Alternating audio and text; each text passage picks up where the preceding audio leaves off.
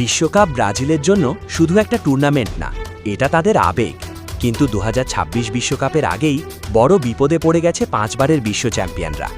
একের পর এক গুরুত্বপূর্ণ খেলোয়াড় চোটে পড়ে দল থেকে ছিটকে যাচ্ছে। তাই অনেকেই এখন বলতেছে বড় দলগুলোর মধ্যে সবচেয়ে বেশি ক্ষতিগ্রস্ত হয়েছে ব্রাজিল। ইতিমধ্যে রদ্রিগো, এদের মিলিতাও আর তরুণ তারকা এস্তেবাও বিশ্বকাপের হিসাবের বাইরে চলে গেছে। এস্তেবাওরে ভবিষ্যতে সুপারস্টার ধরা হইতেছিল। আনচেলত্তির অধীনে সে বোলও করছে, অ্যাসিস্টও করছে, কিন্তু হ্যামস্ট্রিং চোটে শেষ পর্যন্ত সে প্রাথমিক দলেও জায়গা পায় নাই। অন্যদিকে নেইমারও পুরোপুরি ফিট না। সে দলে থাকলেও তার ইনজুরি নিয়ে ভয় থাকবেই। স্পেন, ফ্রান্স, জার্মানিরও কিছু খেলোয়াড় চোটে আছে, কিন্তু তাদের স্কোয়াডে বিকল্প বেশি থাকায় তারা সামলাইতে পারবে বলেই মনে করা হচ্ছে। আর্জেন্টিনাও কয়েকজন প্লেয়ার হারাইছে, কিন্তু তেমন বড় সমস্যা হবে না।